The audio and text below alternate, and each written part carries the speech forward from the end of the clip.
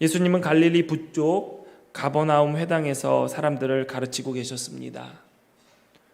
예수님의 말씀을 듣는 사람 중에는 갈릴리 호수 건너편에서 배를 타고 찾아온 사람들도 있었습니다.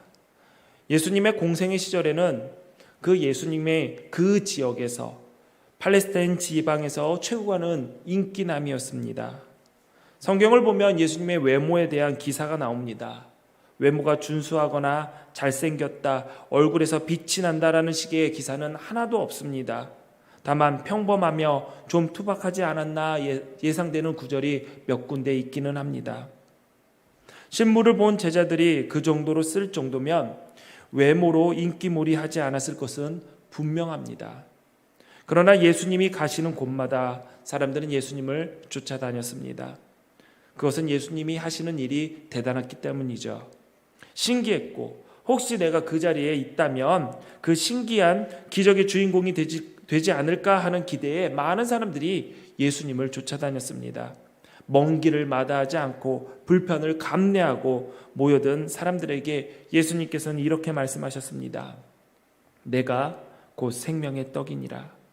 인자의 살을 먹지 아니하고 인자의 피를 마시지 아니하면 너희 속에 생명이 없느니라. 예수님은 생명, 영생에 대한 구원의 복음을 전하셨습니다. 같은 시간에 같은 장소에서 많은 사람들이 이 말씀을 들었습니다.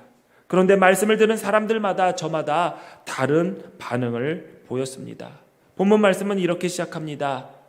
그때부터 그의 제자 중에는 많은 사람이 떠나가고 다시 그와 함께 다니지 아니하더라.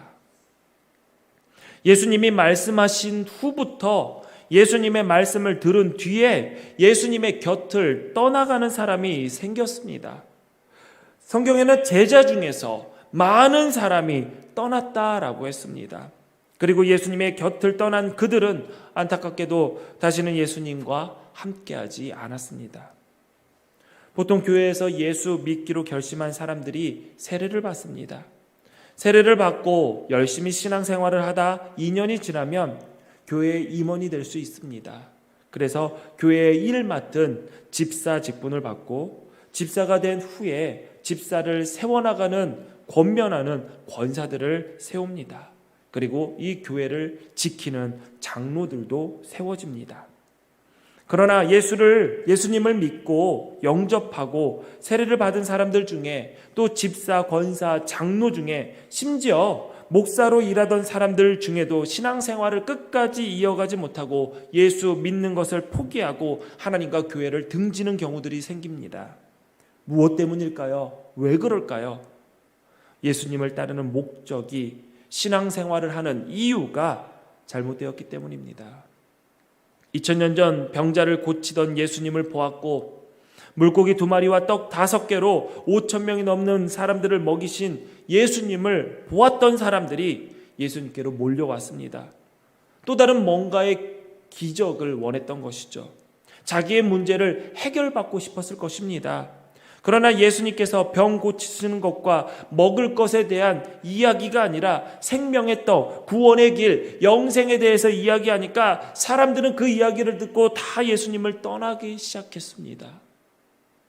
문제는 그들이 보고 싶었던 기적 중의 기적이 예수님께서 하나님의 아들인 예수님이 생명의 양식으로 오신 사실이었습니다. 각자 다양한 문제들 가운데 가장 큰 문제는 죄로 인해 하나님과 분리되어 죽을 수밖에 없는 처지에 놓인 것이 우리에게 놓인 가장 큰 문제였습니다. 주님은 그들이 봐야 할 기적을 보이셨습니다. 그들의 산적한 문제의 가장 기본적인 문제를 해결하시고 자유를 이야기하셨지만 사람들은 자신이 원하는 대답이 들리지 않자 그 대답을 듣지 못했다고 생각하면서 떠났죠. 열광적으로 예수님을 쫓았던 사람들 대부분이 자신이 원하는 대답을 듣지 못하자 예수님을 떠나고 돌아섰습니다. 그러나 예수님은 그들을 잡지 않으셨습니다. 서둘러 떠나는 그들을 잡으시며 무엇을 원하느냐? 아이, 왜 그래? 내가 원하는 것이 뭔데? 내가 다 해줄게. 어서 돌아와. 라고 하지 않으셨습니다. 여러분은 이 자리에 왜 오셨습니까?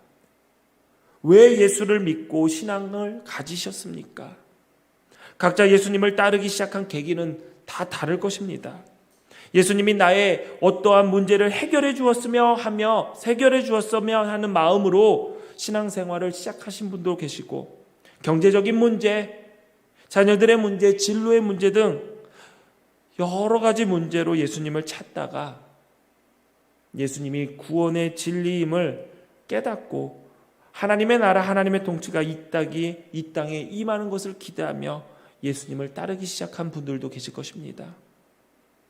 처음 시작은 그냥 좋아서, 그저 신기해서, 어떤 분이 누가 가자니까, 심심해서 할 일 없으니까, 교회 밥이 맛있다니까 밥 맛이나 한번 보러 가자, 이렇게 오신 분들도 계십니다. 그러나 예수님은 그렇게 자신을 따르는 사람들에게 관심이 없으십니다. 예수님은 오직 자신을 따르는 제자들에게 관심 갖고 계십니다. 예수님은 우리를 제자로 부르셨습니다. 디모데전서 2장 4절을 보면 우리 같이 봉독하겠습니다. 시작. 하나님은 모든 사람이 구원을 받으며 진리를 아는 데에 이르기를 원하시느니라. 아멘. 아멘. 하나님은 오늘도 모든 사람이 구원을 받고 진리에 이르기를 원하십니다. 또 그 일을 이루시기 위해 그 복음을 전할, 진리를 전할 제자를 부르고 계십니다. 우리도 그 역할을 감당하라고 선택받아 부르심으로 이 자리에 오게 되었습니다. 성경을 보면 하나님은 사람을 통해 일하셨습니다. 세상의 죄악으로 인해 모든 생물을 멸하시려고 할 때 노아를 부르셨습니다. 그리고 인류를 구원하셨습니다. 온 인류를 위해 믿음을 세우려고 하셨을 때 하나님은 아브라함을 택하셨고 믿음의 본이 되게 하셨습니다. 그래서 우리는 아브라함을 믿음의 조상이라고 이야기합니다. 이스라엘 백성을 이집트에서 이끌어내고자 했을 때 하나님은 모세를 부르셔서 그를 통해 일하셨습니다. 하나님은 일꾼을 부르십니다. 그러나 우리는 일꾼이 아니라 구경꾼으로만 신앙생활을 하려고 합니다. 여기저기 구경하는 자리를 찾아 헤매입니다. 혹여나 잡혀서 일이라도 시킬까 봐 몸을 웅크립니다. 예수님께서 말씀하셨습니다.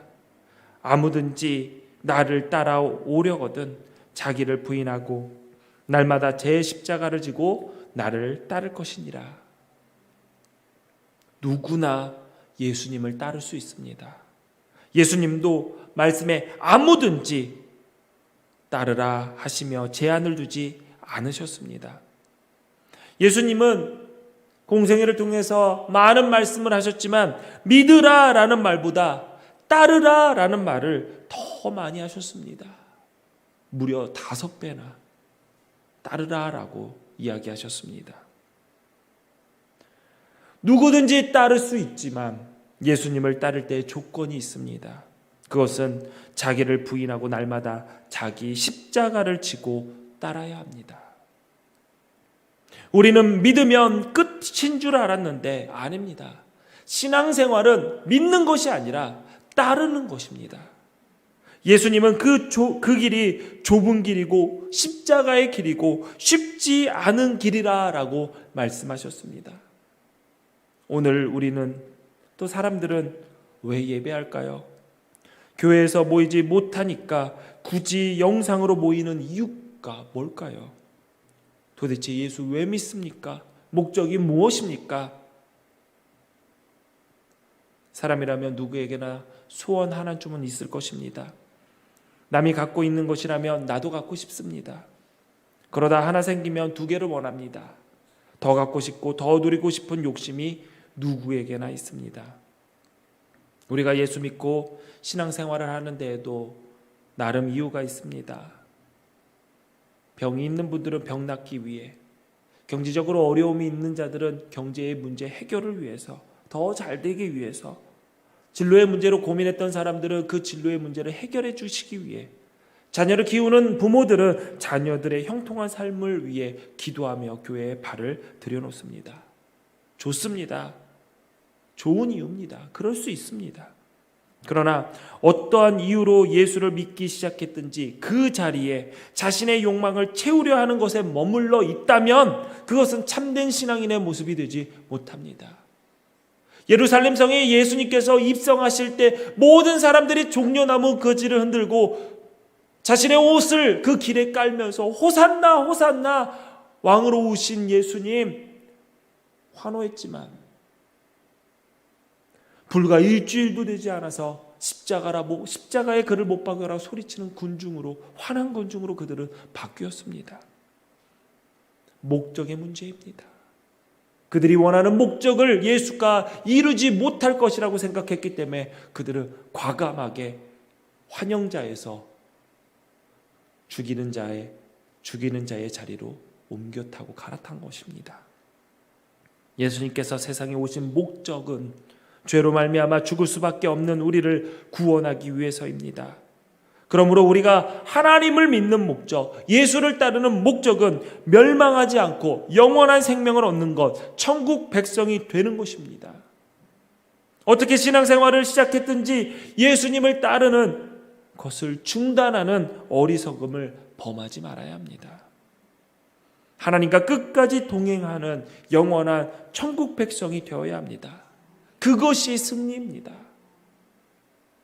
예수님 곁을 떠났던 사람 중에는 조용히 예수님을 떠나간 사람만 있는 것이 아니었습니다. 기회를 엿보고 있던 사람들도 있었죠. 요한복음 6장 71절 말씀 우리 같이 읽습니다. 시작. 너희 중에 한 사람은 마귀니라 하시니 이 말씀은 가롯 시몬의 아들 유다를 가리키심이라. 그는 12 중에 하나로 예수를 팔 자라라. 가롯 유다는 예수님을 떠나지 않고 곁에 있었지만 기회를 봐서 예수님을 배반하고 팔아 넘기려고 했습니다. 가롯 유다가 돈 때문에 예수님을 팔았다고 말하는데 그러기에는 은 30냥은 너무나도 싼 값입니다. 단순히 노예 하나의 값이었죠. 그러나 그 당시 예수님은 너무나도 대단한 사람이었습니다. 군중을 몰고 다녔고 호산나 소리를 들을 만큼 인기 있는 사람이었죠. 그렇게 대단한 예수님을 단지 노예 한 사람의 몸값에 해당되는 은 30냥에 별거 아닌 돈에 팔았겠습니까? 사실 가룟 유다는 정치적인 목적이 있었던 사람이었습니다. 그는 로마로부터 이스라엘 민족의 독립을 추구했던 자였죠. 해방과 자유를 원했습니다. 예수님께서 자유와 구원과 해방을 이야기하니까 본인이 생각하고 있는 정치적인 자유와 해방을 생각했던 것이죠. 그래서 그 예수님이 내가 원하는 일을 해주리라 믿었던 것입니다. 그래서 예수님을 이용해서 자신의 생각하는 목적을 이루려고 예수님을 따랐습니다. 교회 안에도 믿음이 있는 것 같지만 자신의 삶의 유익을 위해서 예수님을 이용하고자 하는 사람들이 있습니다. 예수님을 사랑한다고 고백하는 우리가 정말 사랑하고 있는 것이 무엇입니까? 내가 목적이고 예수님이 수단이라면 우리는 언젠가 예수님을 팔 기회를 엿봤던 가룟 유다와 같이 똑같은 일을 하게 될 것입니다. 내 목적을 이루기 위해 예수님도 수단으로 이용해버리는 가룟 유다와 같은 그 삶. 우리도 그러지 않으리라는 법이 없습니다. 예수님을 따랐던 많은 제자들이 떠나가자 예수님께서 12 제자에게 이렇게 물었습니다. 너희도 가르느냐? 그러자 베드로가 이렇게 대답을 합니다. 영생의 말씀이 주께 있사오니 우리가 누구에게로 가오리이까? 베드로는 영원한 생명의 말씀이 예수께 있음을 믿었기 때문에 갈 수가 없다라고 답했습니다. 오늘 여러분에게도 예수님께서는 물으십니다. 너희도 가려느냐? 너희도 떠날 것이냐? 이런 저런 소리 듣지 않는 곳, 이런 저런 사람과 부딪힐 일 없는 곳, 아무것도 신경 쓸 일 없고 시선 거스르는 사람이 없는 곳, 스트레스 받으며 힘들게 일하지 않아도 되는 곳, 여러분 정말 그런 곳으로 가시고 싶으십니까? 신앙생활은 하나의 훈련이기도 합니다. 끝까지 하나님과 동행하기 위해서는 믿음으로 세상을 이기기 위해서는 부단히 노력해야 됩니다. 여러분, 아무런 노력 없이 자연스럽게 될 것이다. 그것은 게으름입니다. 여러분, 성경에서 예수님께서 게으름을 악하다라고 얘기하고 있습니다. 우리가 신앙생활에서 게으름을 피고 있는 것은 단순히 연약함이 아니라 악함입니다. 끝까지 주님과 동행하기 위해서 부지런해야 됩니다. 열심을 품고 주를 따라야 됩니다. 교회에 오래 다녔다라는 경력, 직분이 있다라는 그 타이틀, 그런 형식적인 자격에 자만해서는 안 됩니다. 내가 조금 더 봉사를 많이 한다고, 내가 조금 더 성경 지식을 알고 있다고, 그렇지 못한 사람들보다 더 수준 높을 것이라고 생각하는 것도 착각 중에 착각입니다. 많은 사람들이 나 정도면 괜찮지 않나라고 생각을 합니다. 기준을 내가 만들어 놓습니다. 그리고 그 기준까지는 내가 도달하지 않았는가라고 자만할 때가 있습니다. 그러나 그것은 내 생각이고 내가 만들어 놓은 기준이지 하나님이 보실 때는 다른 것입니다. 탈무드에 이런 이야기가 있습니다. 한 율법학교 학생이 스승에게 와서 스스로 랍비가 될 자격을 갖추었다라고 자랑을 했습니다. 랍비는 유대교의 율법 교사를 말합니다.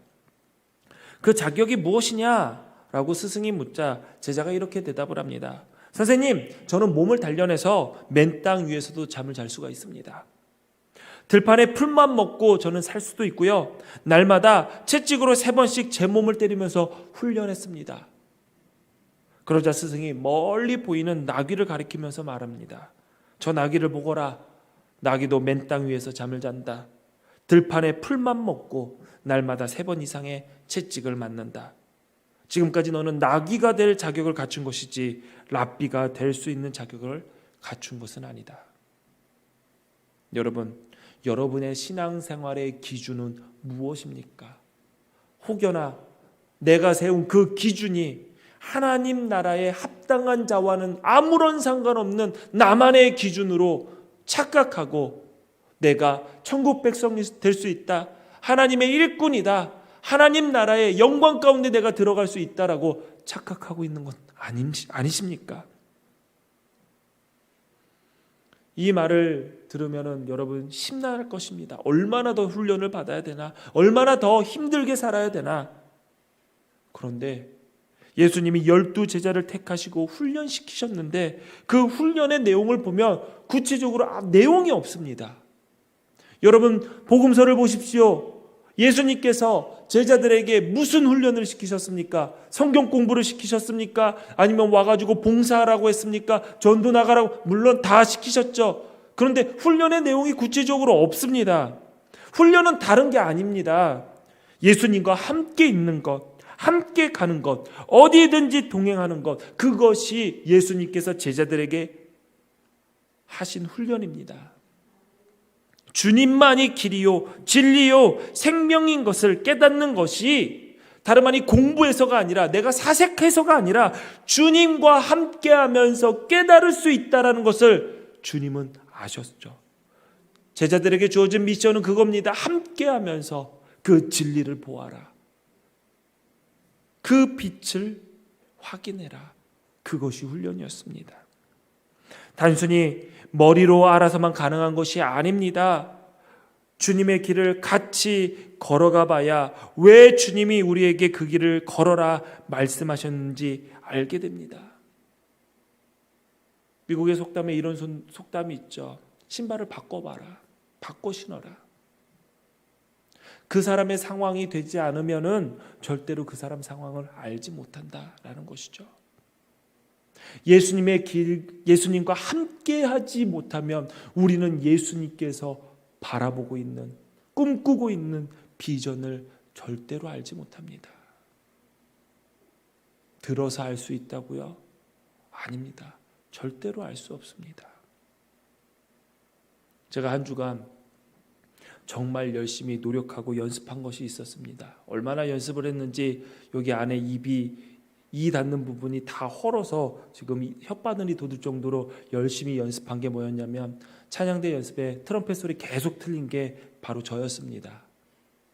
죄송합니다. 연습 진짜 했는데 더는 안 된 것 같습니다. 어떨 때는 잘 된 것 같은데 막상 여기 서서 지휘자를 보면 왜 이렇게 손가락이 떨리는지, 그래서 제가 그런 생각을 했습니다. 도대체 연주자들은 어떻게 지금까지 연주하고 살았던 거야? 제 처남이 클라리넷 연주자입니다. 학교 다닐 때, 학생 때 이렇게 보면은 항상 악기 가방 앞에 안정제를 들고 다닙니다. 악기를 무대에 설 때 너무 떨려서 그 약을 안정제를 먹고 연주를 하더라고요. 그래서 제가 그랬습니다. 어렸을 때 제 처남을 보면서 유난 떤다. 그냥 담대하게 가서 팍 불어버리지 뭘. 그 약 오늘 저도 먹고 싶었습니다. 그래서 저는 악기하는 분들, 연주자는 음악 하시는 분들 보면 저 존경합니다. 제가 계속 그럽니다. 저희 아내도 피아노 전공을 했는데 당신 존경합니다. 우리 악기 하시는 분들 존경하시고요. 우리 피아노 하시는 분들, 우리 지휘자들, 또 여기에서 노래로 하나님께 영광 돌리시는 분들 제가 모두 다 존경을 합니다. 왜냐하면 제가 떨어봤기 때문에 합니다. 전 설교할 때는 떨지 않습니다. 그러나 악기할 때는 떱니다. 그래서 알았습니다. 여러분, 내가 주님과 함께하지 않고 주님이 원하시고 주님이 힘들어하시고 주님이 기뻐하시는 일을 알 수 있을 것이다? 아닙니다. 내가 힘든 거고 내가 기쁜 거지 주님이 힘들고 주님이 기뻐하는 것이 아닙니다. 여러분, 우리는 끝까지 주님과 함께 있어야 합니다. 그것이 훈련입니다. 그것을 통해서 우리는 주님의 마음을 하나씩 알아갈 수 있게 됩니다. 그런데 훈련이 쉽나요? 아닙니다. 결코 쉽지 않습니다. 하나님께서 내 뜻대로 안 해주실 때 그때는 정말 쉽지 않습니다. 인생은 언제나 그랬고 앞으로도 계속 그럴 것입니다. 그러나 우리는 하나님께서 우리의 인생을 나보다 더 잘 아시기 때문에 내가 원하지 않는 길이고 돌아가는 길처럼 보이지만 그것이 최선이고 어련히 삶을 감당하게 하신다라는 믿음이 우리 가운데 있습니다. 우리는 종종 시험 들었다, 실망했다라는 말을 합니다. 시험과 실망은 내 생각대로 일이 이루어지지 않고 내 기대가 채워지지 않을 때 찾아옵니다. 내 생각을 하나님의 생각에 조율하면 시험은 사라집니다. 내 기대를 주님의 기대에 맞추면 실망은 치유됩니다. 생각대로 되지 않고 좌절할 수밖에 없는 상황 앞에서 당황하지 마십시오. 포기하거나 주저앉지 마십시오. 여전히 하나님께서 나를 붙들고 계시고 모든 일을 주관하고 계심을 기억하시며 버티십시오. 너희 안에서 착한 일을 시작하시는 이가 그리스도 예수의 날까지 이루실 줄을 우리는 확신하노라. 끝나기 전까지 끝난 것이 아닙니다. 그러므로 우리는 우리를 구원하신 예수님께 초점을 맞추어야 합니다. 예수님을 이 땅에 보내신 하나님은 우리를 보호하사 거침이 없게 하시고 그 영광 앞에 흠이 없이 즐거움으로 서게 하실 분이십니다. 그러므로 우리는 그분께 초점을 맞춰야 됩니다. 하나님 한 분만이 우리의 관심의 대상이 되어야 합니다. 여러분, 하나님 한 분께 집중할 때 능력이 나타납니다. 집중해야 할 곳에 바르게 집중하는 것이 바로 그것이 능력입니다. 한눈 팔지 않는 것이 경쟁력입니다. 기독교회 성도들을 모두 하나님 한 분께 초점을 맞추시기 바랍니다. 그래야 하나님의 능력이 나타납니다. 예수님께서 우리에게 물으십니다. 너희도 가려느냐? 너희도 나를 등지고 떠나려느냐? 이 물음에 주님, 영생의 말씀이 주님께 있사오니 내가 어디로 가오리까? 그 말했던 베드로처럼 영원한 생명을 위해 자신을 우리에게 주신 예수님께 우리는 초점을 맞춰야 합니다. 날마다 결단하고 주님을 따르겠다, 함께하겠다라고 다짐하지만 사실 우리 너무나도 연약합니다. 한 발짝 내딛는 것도 힘겹습니다. 게다가 그 길을 따라가기가 너무나도 두렵습니다. 왜냐하면 그 길이 바로 십자가의 길이잖아요. 고난의 길이라는 것을 우리 너무나도 잘 알고 있습니다. 주님의 뜻을 위해 부름 받았음을 알고 있지만 내 자신을 돌아보며 한없이 초라하고 능력도 없고 부족한 것밖에 보이지 않습니다. 넘어지고 실수하고 그래서 주님의 긍휼을 구해야 되는 죄인이지만 결정적인 순간에는 꼭 내가 옳다고 내 생각이 맞다고 말하며 주님께 순종을 거부하고 주님께로부터 등 돌릴 때가 너무나도 많습니다.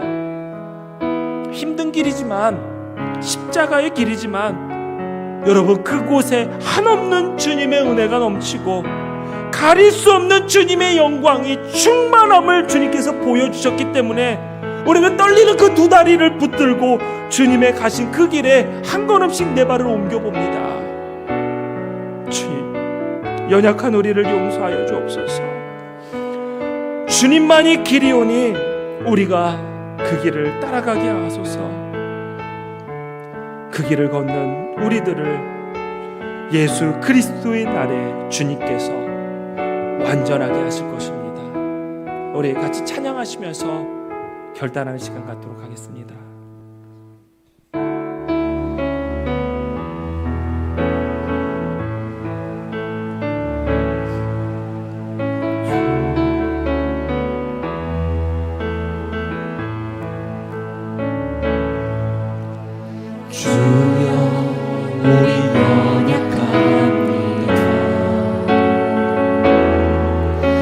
우리 오늘이 힘겨워합니다.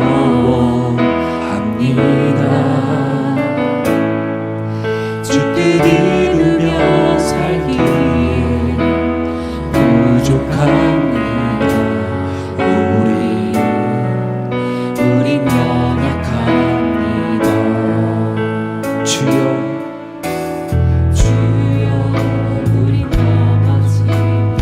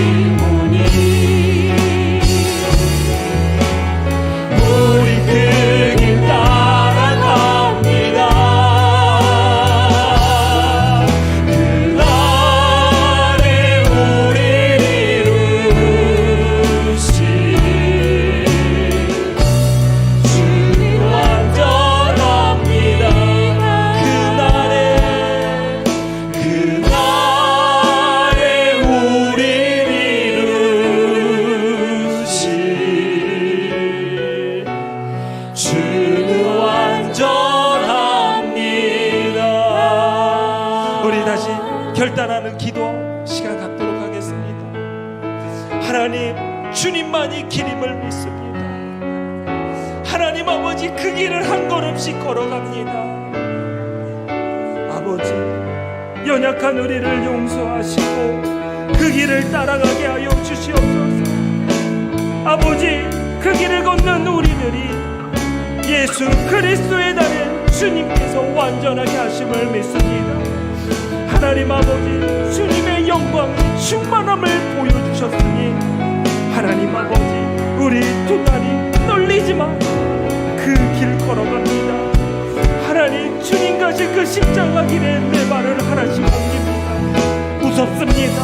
하나님, 두렵습니다. 부족하고 연약합니다.